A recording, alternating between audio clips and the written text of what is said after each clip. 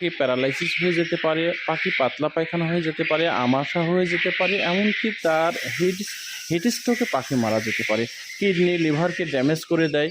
তো এইগুলা যাতে সুরক্ষা থাকে, যার জন্য আমরা বিভিন্ন ভিটামিন সি বলেন, গ্লুকোজ বলেন, স্যালাইন বলেন, আরও ভেটেরিনারির নানা ধরনের এই তাপ নিয়ন্ত্রণের জন্য পাখির কিডনি বলেন, লিভার বলেন, স্ট্রোকের হাত থেকে বলেন, স্বাভাবিক রাখার জন্য এই মেডিসিনগুলো সেবন করাই। এবং এগুলোই দরকার, আমিও ভিডিওতে বলেছি এগুলো অবশ্যই তো রাখতে হবে। কিন্তু একটি জিনিস না করার কারণে আপনার এইগুলোও যদি সেবন করান, পাখির কিন্তু হিট স্ট্রোক থেকে রক্ষা হয় না। সে কাজটি আপনাদের জানাবো, দেখাবো।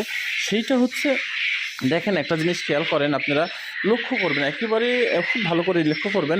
আমার একটা জিনিস কি খেয়াল করতে পারতেছেন কিনা আমি বলে দিই। সেটা হচ্ছে, দেখেন শুধু পানি রয়েছে, তবে কেন খাদ্য নেই?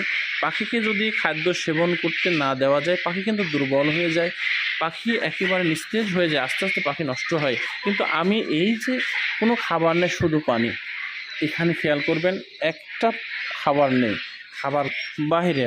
এটা ভাবতে পারেন খাবার ফুরাই গেছে বা বেড পরিষ্কার করবো যার জন্য তুলেছেন, না, খাবার বাইরে। দেখেন পাত্র রয়েছে, পানির পাত্রে পানি রয়েছে, কিন্তু খাবার পাত্রে একটা পাত্রেও দেখেন এক দানাও খাবার নেই। প্রত্যেকটি